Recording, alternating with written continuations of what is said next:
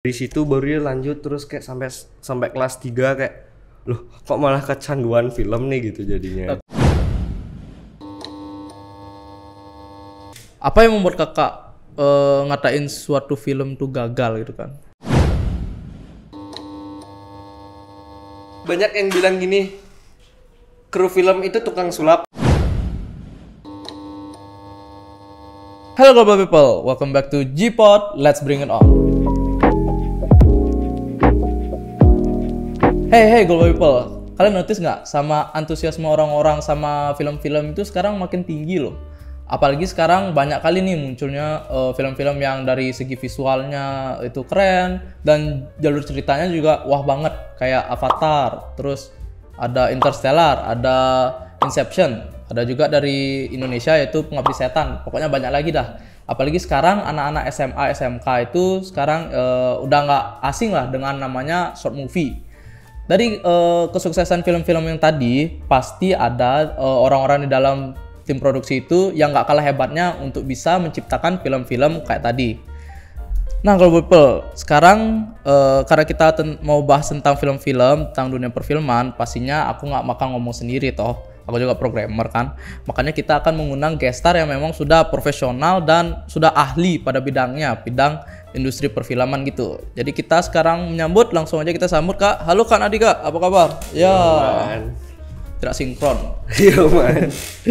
Oke Kak Nadi ini sekarang udah lama ya buat film-film di industri ini. Ya udah ahli lah, udah spesialis. Yeah. Oke ya kita langsung aja. Jadi pertama-tama kita mau cari tahu dulu guys tentang partnerku kali ini. Di sini katanya Kak Nadi itu tamatan SMKTI ya? Ya benar, saya tamatan SMKTI tahun 2020 dan baru sekolah tahun 2017. 2017, oh 3 tahun berarti ya? Iya dong, karena kelas 1, kelas 2, kelas 3. Gak mungkin 4 tahun aku di sini. Siapa tahu Kak. Benar. Terus sekarang kesibukannya apa? Kuliah atau kerja atau? Kesibukan yang paling sibuk yang sudah pasti menjadi mahasiswa terlebih dahulu agar lulus tepat waktu walaupun banyak ada terjadi masalah, semua akan diatasi. Ya seperti itu aja. Pasti bisa ya? Ya bentar. Dan ingat berdoa dengan Tuhan ya? Benar, ingat berdoa dengan Tuhan. Oke Kak, Kak Nadi ini kan emang udah ke dunia perfilman ya. Ini kakak suka film ini dari dulu atau gimana sih? Gimana awalnya kakak bisa terjun ke dunia perfilman gitu Kak? Jadi itu dimulai dari SMP yang mulai cuma buat video-video fitgram lucu gitu, walaupun sebenarnya tidak lucu. Jadi setelah dari buat fitgram gitu, aku mikir dan teman-teman juga mendukung kayaknya cocoknya sekolah di TI Global ya, ngambil multimedia gitu. Jadi akhirnya aku ambil di sini di TI Global belajar multimedia. Dan lomba film pertamaku di TI Global ini ikut di Stikom di Fast Techno itu kelas 1 pas baru-baru banget sekolah, ya ingat banget pas baru-baru banget sekolah. Terus salah satu guru ngabarin kayak oh yuk sini siswanya ikut lomba film gitu di Stikom, jadi langsung ikut walaupun kalah tapi itu cukup membekas lah di hati. Oh keren. Lomba Stikom Fast Techno ya? Iya Fast Techno. Dari situ baru dia lanjut terus kayak sampai kelas 3 kayak loh kok malah kecanduan film nih gitu jadinya. Kok enak. Iya, dan setelah kuliah oh ternyata seperti ini buat film, ternyata beda banget rasanya kalau pas pokoknya gimana ya bilangnya, semakin kita tahu lebih luas tentang sesuatu pasti jadinya semakin serius. Oh semakin pengen ikut dan gitu ya? Iya dan kayak gimana ya, kayak misalkan pas SMK aku ngerasa maksudnya kayak syuting SMK sama syuting pas kuliah itu lebih beda karena di kuliah aku lebih tahu. Oh udah lebih naik level ya? Iya, jadi makin capek juga. Berarti nggak nyesel ya sekolah di sini? Tidak nyesel dong. Nyesel. Iya, sangat bangga aku. SMKTI always ahead. Ya karena dari SMKTI aku juga tahu tentang film, tentang teman-teman, tentang relasi lebih tepatnya. Karena menurutku pendidikan bukan berarti masalah kamu belajar, tapi bagaimana cara kamu mencari relasi yang luas. Seperti itu. Pertama kali Kak Nadi itu yang sebelum kakak masuk perfilman tuh kan, sebelum kakak masuk dunia perfilman itu Kak Nadi ini nekunin apa sih Kak di multimedia tuh? Blender atau emang udah langsung perfilman? Lebih tepatnya cuma videografi biasa aja. Oh, videografi biasa. Ya. Tapi kalau untuk Blender dan 3D, wow itu sama sekali memusingkan menurut saya. Kayak ada kan tugas 3 dimensi kan dari siapa ya gurunya? Akan. Bukan. Pak Adi Legian. Oh, Pak Adi. Nah, dia kan buat tugas 3 dimensi. Bikin 3 dimensi TI global. Wow, itu sangat ribet. Benar, itu ribet banget. Aku mending disuruh bikin film 30 menit daripada bikin Blendernya itu sih, sumpah nih. Berarti dari awal-awalnya Blender nggak suka, akhirnya masuk ke film gitu ya? Lebih tepatnya memang kayak video aja deh. Aku bukan bidangnya di sana. Kayak aku emang nyerah nggak dia. bisa. Kayak aku emang nggak bisa deh gitu. Stop, jangan sentuh aku 3 dimensi gitu. Ternyata di kuliah juga dapat mata kuliah 3 dimensi. Damn, itu paling hebat. Sekarang kita ngomongin tentang produksi nih Kak. Kalau misalnya produksi film gitu ya, di sini produksi film tuh awal-awal produksi tuh kayak gimana aja sih Kak? Yang disiapin kayak pra-produksi gitu ya? Iya. Pra-produksi, produksi, terus Dan post-produksi gitu ya pasca produksi. Oh, itu kayak gimana sih kesiapannya Kak? Jadi kan ada 3 tahap, praproduksi, produksi, dan pasca produksi. Praproduksi itu yang jelas kayak kita mulai risetnya, dari pembuatan naskah juga. Pokoknya syuting yang bagus itu adalah praproduksi yang matang. Daripada praproduksi seadanya tapi produksinya makin ribet, itu adalah kayak syuting yang paling aneh sih menurutku. Karena produksi yang singkat itu pasti produksi yang bagus. Oh, karena udah siap semuanya Iya, ya? Dari sudah siap skrip di semua praproduksi. Nah, gitu maksudnya. siap. Terus kalau produksi itu gimana? Produksi itu pas syutingnya maksudnya. Oh, pas syutingnya. Nah, pas syutingnya. Jadi praproduksi itu kan kayak kita nyiapin semua. Sama kayak masak mie. Oh. Jadi kita masaknya itu nyiapin buat masak tuh kan ribet. Iya. Kayak nyiapin panci. Iya, bumbu Walaupun namanya mie instan tapi kita nyiapin banyak. Nah, sama kayak praproduksi kayak gitu dah. Kita nyiapin banyak hal set sebelum kita makan. Seperti itu. Terus setelah produksi selesai, Baru ngedit. baru ngedit. Ya, Oh, ini yang susahnya ya. Ngeditnya juga susah. Jadi butuh waktu yang panjang juga. Jadi dari 3 tahap itu yang paling pendek seharusnya adalah pas produksi. Karena itu lumayan juga makan budget yang banyak saat produksi. Seperti itu. Pas produksi. Oh, berarti kalau struggle dalam dunia perfilman ini pre-produksi kan sebelum produksi. Kalau di podcast ini pre-production ya. Itu kita susahnya itu dibuat skrip kan, dibuat skrip. Pas produksi ya kesiapan kamera dan lain-lain. Dan post produksi itu kan editing. Kalau kakak struggle-nya kayak gimana sih? Kan kakak kan udah profesional ini ya, udah perfilman ini. Nggak profesional amat sih, hanya mahasiswa film biasa ya. Ribetnya ada di mana gitu? Iya, ribet. Ribetnya sudah pasti di praproduksi. Kalau di produksi itu aku lebih tepatnya cuma hahaha. Walaupun balik lagi kayak di ujianku sebelumnya atau nggak produksi-produksi yang pernah aku lakuin. Yang baru-baru ini deh, itu aku dapat syuting bulan Desember awal. Itu tahun lalu. Iya. Itu kebetulan juga ada salah satu dosen di SI Denpasar yang lolos pitching, dapat dana dari salah satu puri sebesar 25 juta. Itu untuk produksi, walaupun 25 juta itu sangat kurang menurutku. Tapi itu cukup ya bisa lah untuk buat film.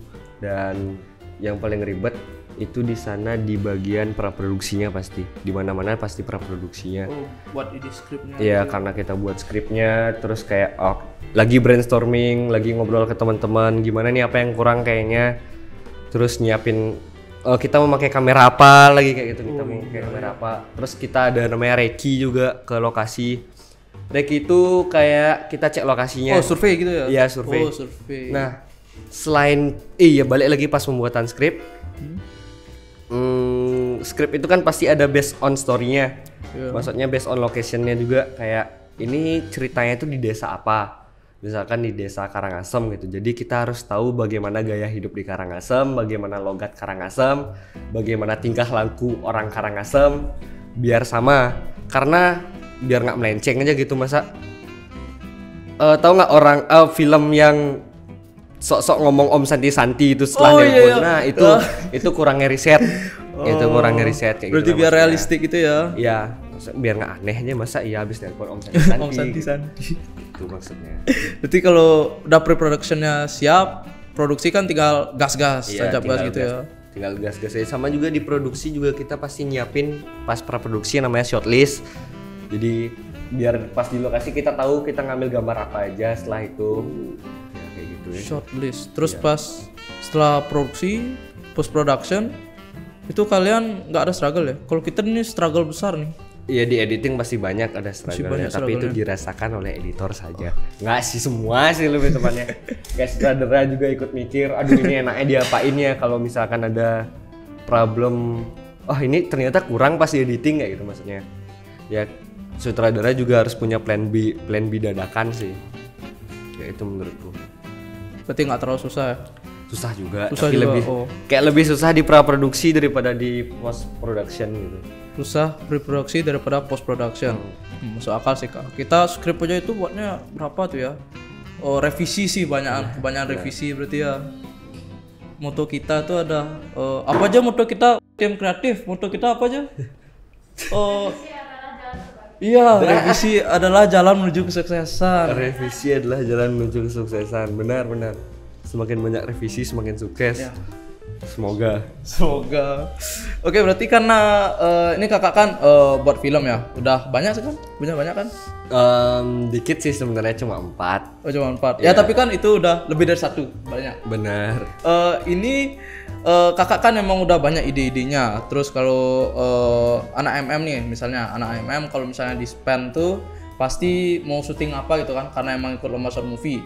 Terus setelah mereka bilang mau syuting film apa, mau ikut lomba short movie, terus kita buat movie kan. Gimana sih Kak cara Kak Nadi membedakan biar film kita itu, film-film yang short movie yang dibuat bisa pop gitu loh, bisa kayak terlihat stand out gitu. Wow. Mungkin dari ide-ide yang menarik. Oh, ide-ide yang menarik. Karena kalau menurutku, bukan menurutku juga, aku dapat baca kayak kalau nggak bisa lebih hebat, buatlah lebih beda. Beda. Iya, jadi terkadang film-filmku itu terlalu out of the box jadi paling aneh. Oh, Aku anggap filmku aneh semua sih. dan stand out. Enggak juga. Enggak juga, jadi biasa aja. Kayak apaan bilang filmku ya? Biasa aja. Biasa aja. Tapi aku cukup puas dan terhibur lah dengan filmku sendiri. Jadi yang penting dari diriku sendiri, aku puas dulu, baru kalau aku kasih lihat ke publik, ternyata puas juga. Puas juga. Ya karena aku lebih seneng bukan nontonin film tapi nontonin reaksi orang-orang nontonin filmku. Dapat pas yang paling ada di memori kepalaku adalah saat semester 1 di kuliah itu aku ada dapat bikin film judulnya Tugas Terus. Dan itu cuma film 7 menitan, itu full komedi. Jadi selama film tuh kayak pukul lagi komedi. Jadi kayak walaupun banyak yang bilang itu terlalu dipukul komedinya. Tapi menurutku cukup masuk. Aku itu kan ditayangin di Alaya di Alaya Dharma. Iya, Dharma Negara Alaya. Itu yang datang kayak ya dominan anak-anak isi dan anak-anak luar lainnya. Terus yang maksudku selama di film itu kayak di sini maksudku yang mau aku buat lucu dan penonton juga ketawa berarti lucuku kayak ada yang sesuatu yang sebenarnya di sini lo aku buat lucu tapi penonton nggak ketawa karena udah ketabrak sama lucu komedi yang sebelumnya. Berarti di situ kesalahanku, jadi aku bisa apa sih namanya tuh evaluasi diri di sana. Meningkatkan diri ya. Iya, Upgrade, benar. evolusi. Kalau antara 4 film ini kan, tadi kan 4 film ya, apa aja Kak? 4. Hebatnya tahu nggak ada apa dari keempat film ini? Apa? Kalian bisa lihat di motorku sendiri. Hah? Motor? Itu motorku sangat-sangat ngetren pada 26 Oktober 2021. Hah? Tahu kenapa? Kenapa? Tahu kenapa? Nggak? Nanti kalian bisa lihat di parkiran sendiri. Itu sangat kok bisa? Pasti gitu. Kayak kok bisa? Kenapa pikirannya bisa kayak itu? Nanti aku jelaskan. Kenapa motor? Nanti aja lihat. Oke, Pasti nanti kaget atau bingung kayak kok bisa ada orang kayak ini kayak gitu. Oke, dari 4 film Ya, nih. 4 Ini film. filmnya apa aja nih? Maksudnya yang di kuliah aja ya? Ya, yang di kuliah aja deh. Yang pertama itu pas semester 1 itu pertama kali buat itu yang tugas terus. Tugas terus. Oh, yang tadi ketabrak-ketabrak dipukul-pukul. Ya. Terus pengen nyoba bikin film action tuh semester 1 juga nyoba film action sama teman-teman angkatan. Jadi kayak jatuhnya itu film angkatan. Ayo yuk buat film angkatan tapi kita bikin film action gitu. Itu judulnya Dirandra. Dirandra. Ya. Terus ujian semester 3 Semester 3. ya yang dapat sponsor, aku kebetulan banget itu dapat sponsor dari salah satu studio yang ada di Denpasar dan kebetulan juga aku lagi magang di sana di Berangkat Studio. Berangkat Studio. Itu di Sanur. Kayaknya terkenal tuh ya. Iya, itu di Sanur. Itu aku juga dapat sponsor alat dan sejumlah dana juga untuk produksi. Terus yang terakhir? Itu judulnya Berjumpa Kembali. Oh, Berjumpa Kembali. Itu menceritakan tentang seorang anak dan ayah. Nah, seperti itu. Anak perempuan dan ayah. Kenapa ini Simpel ayahnya? kayak gitu. Karena kalau dari direktur noteku sendiri, maksudnya direction noteku sendiri, setiap anak perempuan cinta pertamanya adalah sosok seorang ayah. Akan tetapi tidak semua anak perempuan yang beruntung memiliki cinta pertamanya adalah sosok seorang ayah. Seperti itu. Dan yang terakhir ujian semester 4 ini yang paling wow menurutku karena banyak banget ngabisin uang. Utapana judulnya. Utapana. Ya itu sempat masuk festival Bali Jani 10 besar walaupun tidak menang tapi kayak kok bisa sih masuk festival Bali Jani itu masih di luar nalar kali. Terkejut ya? Iya. Kok bisa? Karena banyak juga kejadian di Utapana itu. Kejadian gimana nih?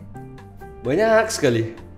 Dari pembuatan naskah itu ribetnya kayak berantem sama teman sendiri. Politik ya debat set. Setelah itu pas syuting juga debat lagi pastinya. bolak-balik tumblingan karena aku mau kayak idealisku menjadi sutradara itu sangat idealis pada masa itu. Aku memahami dan kok gitu ya. Aku mau setnya di hutan gitu kan. Di hutannya mana? Pikir lagi. Kok gini? Ternyata dapatnya di Tamblingan. Kita bolak-balik Tamblingan sebanyak 3 kali atau 4 kali itu. Dari hutan? Ya. Di Tamblingan? Iya di Danau Tamblingan tau kan? Oh, Danau Tamblingan. Danau Tamblingan kan ada hutannya tuh. Oh iya. Nah kita syuting di hutannya. Oh gitu. Jadi kayak ya 1/4 bagian hutan itu kayaknya aku tahu deh. Dieksplor ya? Iya karena nge-explore banget sampai jatuh di hutan tuh dapet. Ya, intinya senang-senang lah kita syutingnya. Oh tapi enjoy ya, Enjoy banget. Terus kalau jadi post productionnya gimana tuh kak? Post production yang di Utapana itu kebetulan kelompokku kan orangnya sih orang-orang hebat semua. Ada temanku Indra juga itu lulusan dari TI. Dia sekarang bisa 3D juga. Dia bisa 3D. Dan ada juga temanku namanya Maesa, dia dari Kute. Dia juga partnernya gini, temanku Spencer di Alviref juga. Terus intinya teman-temanku orang-orang jago semua. Ada juga lagi satu temanku Rania Jasmine. Dia cewek, lulusan TI Jimbaran tapi. Lulusan TI Jimbaran dia juga dapat syuting sama Yura Yunita di Wardrobe-nya. Nah, aku kasih challenge ke mereka semua, kita membuat sesuatu yang berbeda. Yaitu sesuatu yang penuh di luar nalar. Karena film Utapana itu kayak leak-leak aja isinya dan penuh dengan special effect. Nah, jadi di editing itu ribetnya di special effect-nya. Kayak ada satu scene yang paling aku ingat itu syuting di Tampak Siring, di Pejeng. Ada kan kita masang obor, kayak properti obor. Ada satu obor di tengah, shot satunya ada, shot seterusnya nggak ada, hilang. Jadi kayak baru selesai syuting. Terus temanku Maesa yang jadi DOP ini baru bilang gini, Nat ada satu yang ketinggalan, obor yang di tengah hilang tuh kadang-kadang. Aduh, gimana ya? Berarti nggak continuousnya hilang? Nggak continuity kan? Aku ngomong ke Indra bisa ngilangin obor gitu. Bisa. Gitu. Dia di lokasi bisa-bisa aja, tapi pas syuting, pas editing kayak. Pas production. Aduh, kebanyakan aduh sih dia. Ya di situ ribetnya kayak di special effect. Karena aku ada efek kayak ngeluarin mata gitu. Habis itu ngeduplikat gini juga, ngeduplikat leak-leaknya karena kita terbatas juga dapat penari dan kostum yang kita sediain juga dikit. Itu kita cuma cukup untuk 7 penari. Tapi sebenarnya aku pengen itu dikelilingin banget. Jadi kayak kita syuting yang blok sini dulu, habis lanjut blok sini, habis lanjut blok sini. Jadi baru diduplikat gitu. Itu sih ribetnya di special effects sih ribetnya. Tapi kan udah ada timnya sendiri ya, berarti Ya. udah ada penanggung jawaban gitu. Benar. Itu bagus kan jadinya filmnya? Gimana bilangnya? Cukup merasa bangga, tapi rasanya belum puas. Belum puas. Ya, aku ngelihatnya kayak gini. Dibandingkan sama filmku yang semester 3 yang Berjumpa Kembali. Aku ngeliat Berjumpa Kembali itu puas. Cuma aku rasa itu kurang. Tapi kalau di Utapana, aku ngeliat itu bagus, tapi aku ngerasa belum puas. Mungkin karena memang belum dapat di aku inti ceritanya atau apapun itu sih belum ngerti aku. Begitu. Tapi kalau kakak sebagai filmmaker nih kak, kan kakak buat film itu, apa yang membuat kakak ngatain suatu film tuh gagal gitu kan? Tidak ada karya yang gagal. Nggak ada karya Lebih yang tepat, gagal. karya yang bagus itu adalah karya yang jadi. Semua, maksudnya kayak karya yang jelek gitu kan? Oh? Menurutku nggak ada karya yang jelek. Semua punya gini apa sih namanya? Personalitas masing-masing. Bukan. Citra rasa. Bukan. Kayak, aduh, aku malah berpikir kalimat. Kayak kesukaannya masing-masing. Oh, gitu sukaannya. lah. Ya. Semua punya gini ya masing-masing, apa sih namanya? Uniknya gitu ya. Bukan. Aduh, aku harus ingat kalimat ini. Apa nih? Kayak suka sesuatu hal tapi orang lain tuh juga nggak mungkin suka sama yang Ki sukain. Rasa. Ya. Oh rasa. Uh-uh. Berarti film tuh nggak ada kayak gagal gitu ya? Ya. Karya nggak ada yang gagal. Kayak misalkan aku nggak suka sama logo Cipuat ini tapi kalian suka kan? Enggak sih. Kayak gitu Con. Iya suka. Kan beda rasa, kan beda rasa. Kayak itu contohnya. Contoh secara gampangnya tuh kayak gitu. Itu aja sih. Nggak, menurutku nggak ada karya yang jelek. Semua punya penontonnya masing-masing. Berarti Ada kok genre film B namanya. B. Ya itu film aneh, intinya film absurd. Oh. Aduh, ada sutradara dari Jakarta, dia bikin film B itu bisa ditonton di Vidsi. Fitsi. Judulnya Tarian Pocong apa kan, dan pokoknya tengah kali kayak film itu tiba-tiba ada hantu. Oh. Ada hantu terus dipukul mati. Oh lagi dipukul. Mati. Habis itu tiba-tiba ada petir. Wah, aneh lah dia, film aneh kali tuh. Kayak ada juga film yang dia ceritanya buat mie, tapi bumbunya dia pakai nyabu. Kayak bumbunya itu malah dikirim. itu aneh kali, film aneh, itu film B namanya.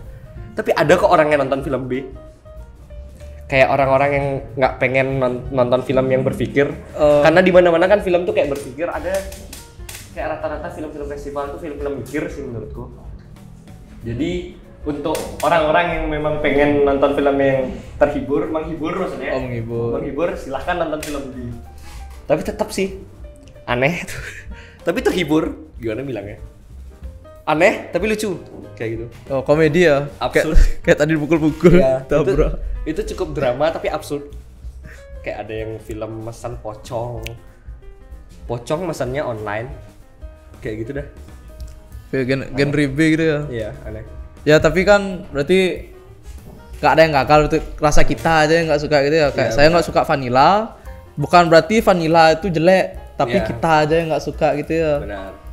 Itu semua punya penonton. Karena banyak soalnya yang film-film ya jangan jauh-jauh Avenger gitu kan, Avenger yang ke Ant-Man ini katanya jelek karena terlalu komedi gitu.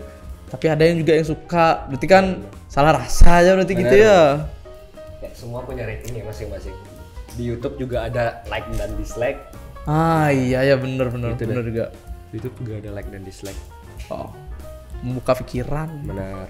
Tapi jangan anggap itu juga di film nggak ada teorinya. Semua ada teorinya. Kayak dari pengambilan gambar. Maksudnya kalau jelek di karya mungkin enggak, tapi salah bisa. Oh salah Bisa. Kayak pengambilan gambar misalkan ini kita berdua. Nah, kamera itu di sini satu, itu benar. Itu benar. Kalau kamera satu di sana dan kamera satu di sini salah. Bukan beda rasa tuh ya?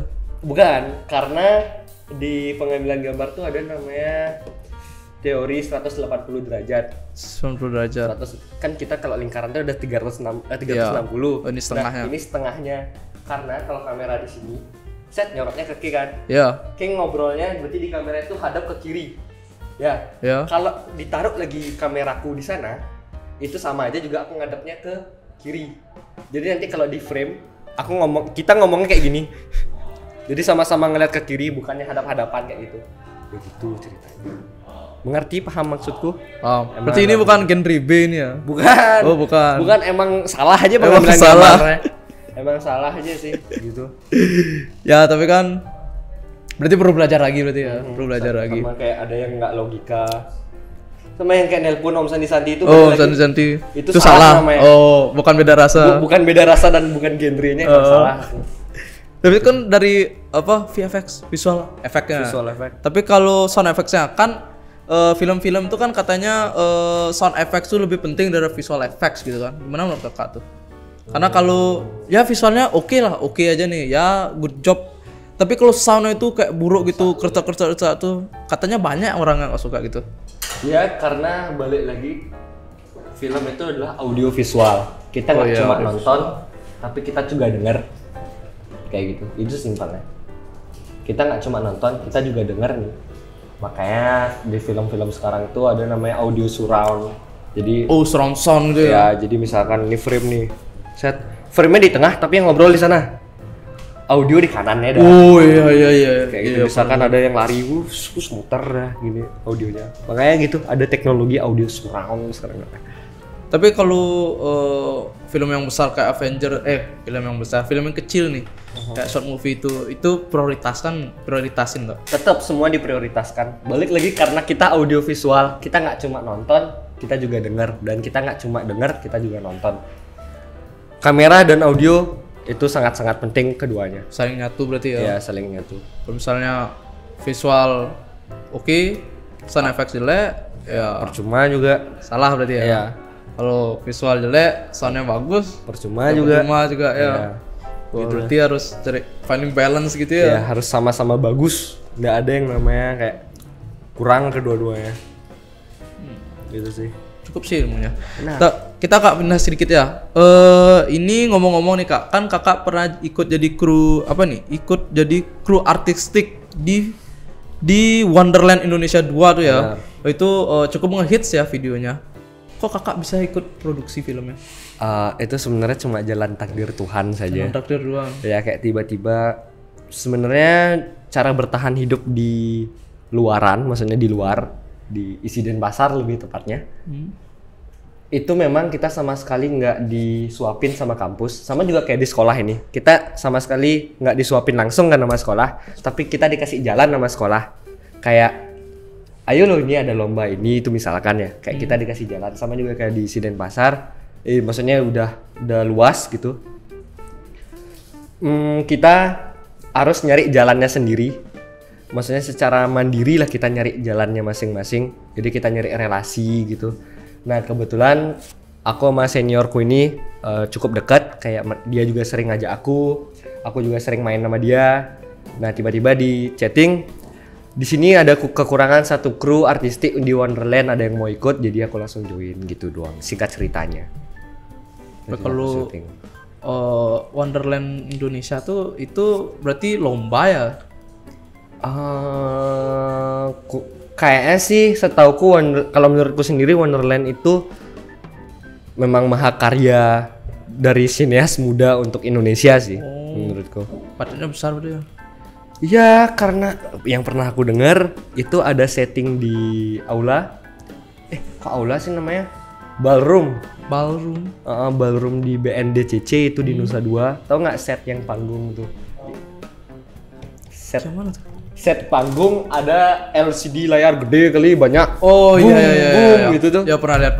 Nyewa ballroom di BNDCC tahu berapa? 80 juta. Oh. Mahal. Okay. Mahal. Intinya mahal lah. Ya cukup sih, tapi aku sendiri walaupun cuma jadi kru mas-mas biasa di sana, aku cukup bangga. Ya, sebuah mahakarya nih. Iya, karena ini adalah mahakarya yang besar dan aku wow, aku bisa ikut di Alfie Rev nih gitu. Itu debut pertama kalinya aku di Alfie Rev.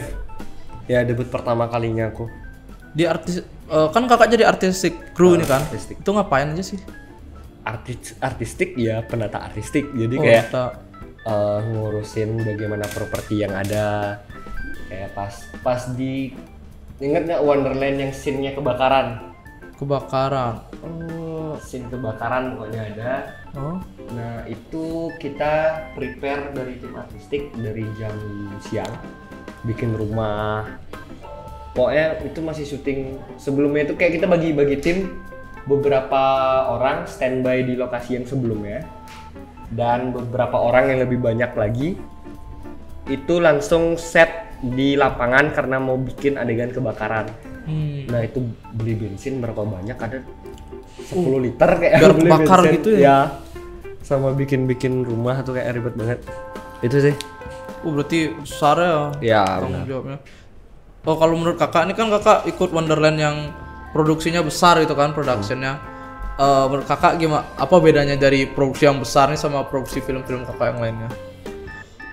Udah pasti terlihat jauh banget perbedaannya. Mana yang produksi besar dan produksi kecil. Yang produksi besar pasti udah kayak matang banget. Habis itu banyak banget intinya orangnya juga banyak, persiapannya banyak, ceritanya wow, dan intinya lebih keren lah pastinya.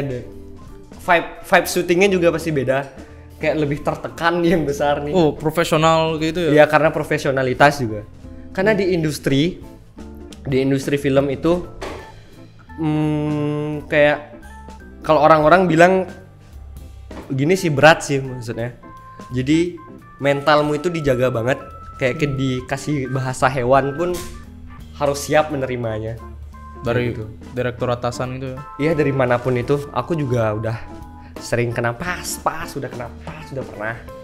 Jadi ya cukup kayak ya menjadi tamparan dan evaluasi diri ya sih itu. Tapi kayak ya marah-marahnya itu, kalau marah-marah di syutingan tuh udah biasa sih menurutku. Kayak dikasih omongan, diomelin itu udah biasa. Tapi setelah syuting, Oh, udah fine aja gitu ya? fine. Oh. Karena kalau menurutku gini, aku syuting, aku lepas dari keduniawian. Kayak ya udah, aku nggak ada megang HP. Aku hidupku hanya untuk produksi ini karena kita kan harus standby lagi. Ada celah dikit, ya udah lagi prepare ini. Aku kalau ada celah istirahat dikit lebih mending duduk dan bernafas sih. Karena selama syuting tuh kayak susah kali bernafas. Oh, udah nggak ada room lagi ya? Ya benar, kayak harus gerak lagi sini gitu. Itu berapa bulan tuh syutingnya? Kalau Wonderland, kalau produksinya yang di aku ya, di aku itu cuma 1 minggu. 1 minggu. 1 minggu aja. Oh, belum pre-productionnya belum, Ya, post production kalau yang belum. itu aku tidak tahu karena masalahnya juga aku bukan tim inti dari mereka. Jadi aku kurang tahu sih untuk informasi lebih lanjutnya. Tapi jelasnya yang pasti besar gitu ya. Ya, masih besar karena dengar sih kayaknya 3D-nya itu lama banget dibuat. Intinya lama, tapi aku nggak tahu kapan waktu pastinya. Berarti ngejar perfeksionis gitu ya. Ya, video, dan dia juga bikin video board. Jadi biar dikasih tahu juga nanti Wonderland kira-kira jadinya seperti ini. Oh, jadi kita nonton dulu video boardnya, briefing. Oke, udah dapet, dan kita syuting. Terus sih. Wah, emang keren kali ya seputar film apa? Dunia industri perfilman. Ya emang bener. Aku juga pernah syuting. Ada Nggak, bel lagi. lanjut aja, nggak apa-apa, lanjut Oke, aja, Kak. aku pernah syuting juga baru-baru ini. Salah satu iklan komersial. Oh. Itu juga bertepatan dengan HP ku hilang. Itu syuting 3 hari, tapi aku ikutnya 2 hari aja. Hari pertama itu dari jam 5 pagi sampai jam 12 malam. Setelah itu dilanjutkan lagi di hari kedua jam 5 pagi. Dah. Jadi jam 12 malam ini kan aku baru pulang di hari kemarinnya. Yo. Baru pulang dan aku mau berangkat ke hotel di Ubud. Tapi aku mau pulang dulu ambil barang-barang. Set pulang, prepare, mau berangkat ke Ubud, HP ku hilang. Jadinya aku nggak tahu nih lokasi di mana. Balik lagi aku ke rumah. Baru akhirnya ya aku punya pemecahan masalah sendiri, yaitu minjam HP di nenekku. Jadi di hari kedua Jam 5 pagi aku udah berangkat, Oh. langsung syuting. Set, belum sarapan. Terus selesai jam berapa pagi? Jam 5 pagi lagi, jadi 24 jam. Lagi balik. Ya, 24 jam syuting. Set. Bam gitu. Jam 2 paginya itu udah gimana sih kalau orang ngantuk pasti gini kan. Kayak pikiran kemana-mana, halusinasi di mana-mana. Apalagi yang sebelumnya aku udah kurang tidur karena jam 12 malam baru pulang. Jam 2 pagi aku mau berangkat ke hotel, tapi nggak jadi. Jadi jam 3 pagi aku baru tidur. Jadi aku cuma tidur 2 jam. 1 atau 2 jam. Dan harus bertahan 1 harian penuh. Itu hebat. Keren. Itu rekor sih. Tapi ternyata ada temanku yang mecahin rekornya lagi. 25 jam dia syuting. 25 jam dia syuting, paginya tak telepon. Dan dia marah-marah. Aku belum dapat tidur, diam gitu. Tapi malamnya aku nongkrong sama dia gini mukanya. Kayak zombie. Iya, udah capek udah gini. Udah mati di dalam ya. Kasihan sih. Segitu aja. Wah, Pengalaman syuting jadi robot. dunia perfilman tuh emang kayak gitu ya. Iya, dan di syuting 24 jam itu boleh lagi kayak kan aku bilang di industri itu gampang li dimarahinnya kayak caci dan maki itu bisa aja. Selama 24 jam aku dengerin caci dan makian. 24 jam. Itu keren kali. Kayak aplaus. Wow. Itu masuk rekor. Ya termasuk rekor kayak kok aku ruwet nih ya kayak gitu. Karena kebetulan juga sutradaranya itu memang memperhatikan banget artistik. Ya aku cukup kelabakan sih, itu emang salahku. Aku wajar sih dimarahin. Karena emang ribet dan ruwet gitu sih. Segitu aja. Oh, oke. Saya ngeproses otakku nih. Iya. Oke guys, itu aja sih kayaknya ngomongin seputar produksi perfilman. Emang banyak dan kok keren ya, kayak robot.